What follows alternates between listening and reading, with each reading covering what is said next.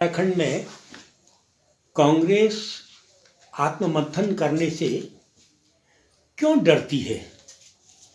यह सवाल वैसे तो कांग्रेस के अंदर ही उठना और पनपना चाहिए था, लेकिन अब यह सवाल जनता में भी उठने और पनपने लगा है कि आखिर वे तमाम कारण क्या हैं जिन कारणों के रहते हुए कांग्रेस पार्टी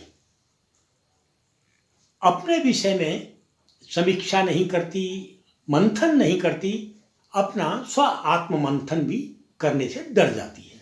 आज की तारीख में निश्चित रूप से कांग्रेस संगठन अपने प्रतिद्वंदी के सामने नहीं टिक पाता है। प्रतिद्वंदी के रूप में अगर कांग्रेस का कोई प्रतिद्वंदी संगठन है तो भारतीय जनता पार्टी है। इधर 2 विधानसभा चुनाव कांग्रेस हारी है, 2 लोकसभा चुनाव कांग्रेस हारी है। इस दौर में देखें तो नगर पालिकाओं में एक भी नगर निगम कांग्रेस के पास नहीं है, अभी शपथ ग्रहण नहीं हुए हैं। नगर पंचायतों में भी देखते हैं तो कांग्रेस बहुत दुबली पतली क्षीण जीर्ण जैसी दिखाई देती है। स्थिति यही नहीं है। अगर इस बीच में टिकट बंटवारों को लेकर देखें तो चौंकाने वाले तर्क सामने आते हैं। पिथौरागढ़ में कद्दावर नेता मयूख महर आमने सामने की लड़ाई में वही खड़े दिखते हैं, जबकि कांग्रेस पार्टी ने एक ऐसे कैंडिडेट को टिकट दिया जो कांग्रेस के बोर्ड के बाहर जा नहीं सकता था। बागेश्वर में कमोवेश कुछ ऐसे हालात बनाए गए टिकट वितरण के समय ही कि कांग्रेस की जीत की कश्यप ही है कि कांग्रेस जीतेगी। कवि जोशी युवा नेता हैं कांग्रेस के, थे अब नहीं है। उनकी घोषणा हुई थी कि उनको बागेश्वर का टिकट दे दिया गया है। घोषणा के बाद कवि पूरी ताकत से मेहनत कर रहे थे कि नामांकन में कितने लोग कहाँ से आएंगे, कौन किस क्षेत्र का प्रतिनिधित्व करेगा, झंडा कौन पकड़ेगा, बैनर कौन पकड़ेगा, ढोल कौन संभालेगा, भीड़ को नियंत्रित कौन करेगा। एक जो होमवर्क होता है नामांकन का वो कर रहे थे। पैगाम आता है कि नहीं साहब, अब आपका टिकट वापस ले लिया गया है, आपका टिकट कैंसिल कर दिया गया है और एक नए प्रत्याशी को टिकट दे दिया गया है। ये सीट महिला आरक्षित नहीं थी, बावजूद इसके जो टिकट पहले कवि जोशी के नाम पर घोषित किया गया था, अखबारों में छपा था, बयान आए थे, पूरा बागेश्वर सुन चुका था, वो उनसे वापस ले लिया गया, छीन लिया गया और नए महिला को एक टिकट दे दिया गया। कवि जोशी नहीं माने, चुनाव लड़ा। कांग्रेस बहुत दीनहीन स्थिति में चुनाव लड़ती हुई दिखाई दी और बहुत बुरी तरीके से हारी।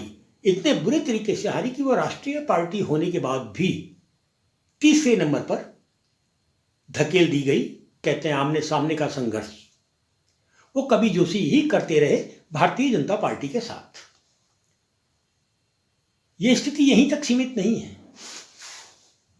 मेयर, कहीं भी आप मेयर उठा के देख लीजिए, निर्दलीय मेयरों ने ज्यादा बेहतर प्रदर्शन किया है। आखिर कांग्रेस अपनी स्थितियों को, सामाजिक अवस्थाओं को, अपने संगठन की कमजोरी को समझना क्यों नहीं चाहती है? यह सवाल आज की तारीख में सबसे बड़ा सवाल है। निश्चित रूप से कांग्रेस एक ऐसा संगठन है जिसमें कुछ लोग होते हैं जिनकी अपनी एक एम्पायर होती है। उस एम्पायर में ही उनके अपने लोग होते हैं जो सदस्य भी होते हैं, अध्यक्ष भी होते हैं, उपाध्यक्ष भी होते हैं। और जिस दिन ये एम्पायर टूटती है या हटती है तो वो सब एक साथ बिखर जाते हैं। जिला स्तर पर एम्पायर मिलेंगे आपको कांग्रेस के, ब्लॉक लेवल पर मिलेंगे, विधानसभा स्तर पर आपको एम्पायर मिलेंगे, यानी एम्पायरों के अपने संगठन मिलेंगे। कांग्रेस का संगठन ढूंढ कर नहीं मिलता है। इस मामले में तो कांग्रेस के राष्ट्रीय आलाकमानों की दाद देनी होगी कि उन्हें इस बात से फर्क नहीं पड़ता है कि उनका संगठन क्या कर रहा है, कितना मजबूत है, कैसा है या नहीं है, लेकिन वो एम्पायर को बिल्कुल नहीं छेड़ते हैं। राष्ट्रीय स्तर पर अगर हम देखते हैं तो कांग्रेस ने एक परिवार के ही प्रधानमंत्री नहीं दिए हैं। नरसिम्हा राव परिवार के प्रधानमंत्री नहीं थे, मनमोहन सिंह परिवार के प्रधानमंत्री नहीं थे।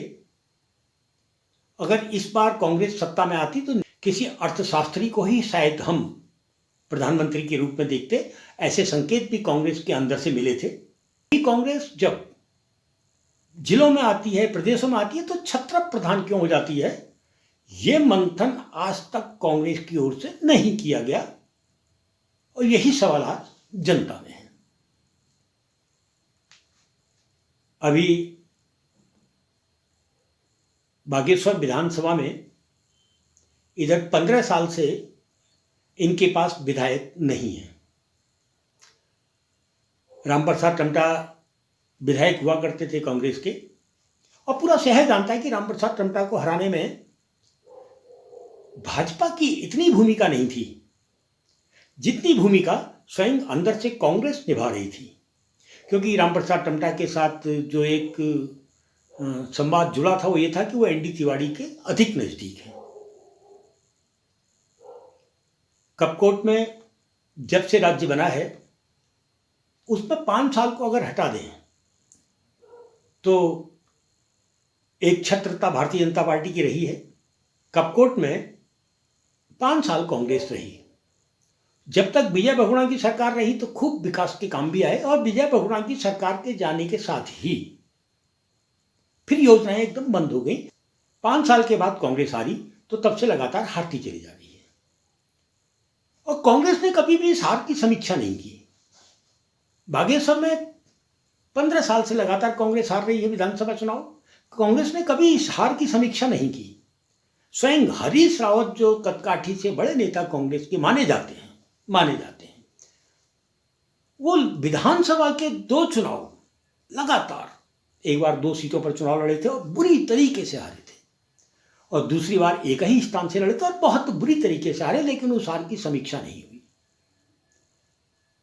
लगातार चुनाव हारने के बाद भी अगर कोई कांग्रेस हार की समीक्षा नहीं कर रही है तो उस कांग्रेस के बारे में यही कहा जा सकता है कि उत्तराखंड जैसे क्षेत्र में वो अपने आप को खड़ा तो देखना चाहती है, लेकिन बहुत ज़्यादा मेहनत नहीं कर रही कि साहब यहाँ की सरकार में हम आ जाएं। अगर यही स्थिति है तो फिर जो कैडर आज कांग्रेस का बचा है, या जो वोट आज कांग्रेस का बचा है, जो धीरे धीरे खत्म हो रहा है, वो फिर नहीं बचेगा।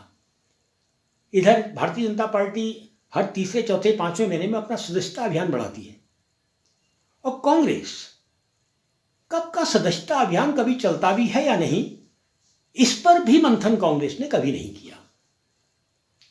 कांग्रेस अगर वास्तव में चाहती है कि वो उत्तराखंड में राज करे तो कांग्रेस को ये मानना पड़ेगा, बावजूद इसके कि आप राज्य के समर्थक नहीं थे, बावजूद इसके कि राज्य आंदोलन में आपकी कोई भूमिका नहीं थी, विरोध ही विरोध था। जब पहला चुनाव हुआ तो चुनने के स्तर पर यहां की जनता ने कांग्रेस को चुना सरकार चलाने के लिए। एनडी तिवारी जैसे दक्ष और बड़े नेता को मुख्यमंत्री बनाकर जो संदेश कांग्रेस ने दिया था उसका स्वागत हुआ था। उसके बाद आपसी कलह, आपसी रंजिश, आपसी टूट इस कद्र कांग्रेस के अंदर हुई कि फिर वो चुनाव जीतना मुश्किल हो गया इनके लिए।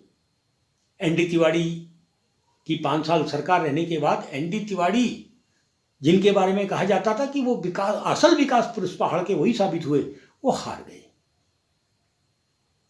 और उनको हराने के लिए जो कुछ किया गया वो भी, उस पर भी समीक्षा आज तक नहीं हुई। यहां बता दिया जाए कि संगठनात्मक मामले में कांग्रेस एक मजबूत संगठन के रूप में उभरा था जब यशपाल आर्या कांग्रेस के प्रदेश अध्यक्ष हुआ करते थे। यशपाल आर्या को क्यों हटाया गया, यह सवाल आज तक अनुत्तरित हैं। यशपाल आर्य के समय में ही 5 की 5 लोकसभा सीटें कांग्रेस जीती थी, विधानसभा कांग्रेस जीती थी, जिस पर विजय बहुगुणा मुख्यमंत्री बनाए गए थे। कांग्रेस के उत्तराखंड में खत्म होने के पीछे एक बहुत बड़ा कारण बिना वजह के, बिना कारणों के विजय बहुगुणा को मुख्यमंत्री पद से हटाया जाना भी एक कारण है। क्योंकि आपदा आई थी, आपदा विजय बहुगुणा तो लाए नहीं थे, और आपदा के समय में भारतीय जनता पार्टी ने उतने आरोप विजय बहुगुणा पर नहीं लगाए थे जितने कांग्रेस लगा रही थी कि साहब ये दिल्ली में बैठे रहते हैं, कुछ काम नहीं करते हैं, कुछ नहीं हो रहे। और आपदा, असल में वो आपदा से निपटने के लिए आरोप थे या आपदा से संभावित बजट जो आने वाला था उसको देखते हुए आरोप थे, ये सवाल तब भी उठा था और आज तक उठा हुआ है। बेतहासा पैसा आपदा का आया था, लेकिन आपदा के जख्म धीरे धीरे भर रहे हैं, और कांग्रेस ने आपदाओं को लेकर, आपदा की मरम्मत को लेकर बहुत ज़्यादा सराहनीय कार्य नहीं किया।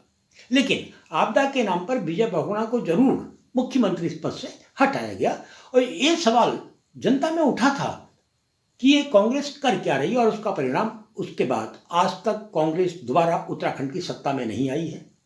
एक एक लोकसभा सीट के लिए परेशान है, और 1-2 हज़ार वोटों से नहीं हार रहे हैं, 2 लाख, 2.5 लाख, 4 लाख, 5 लाख वोटों से ये लोकसभा के चुनाव हार रहे हैं। यही स्थिति विधानसभा में, जिला पंचायतों में और नगर निकाय के चुनाव में भी सामने आ रही है। लेकिन लोकतंत्र में एक मजबूत विपक्ष होना चाहिए।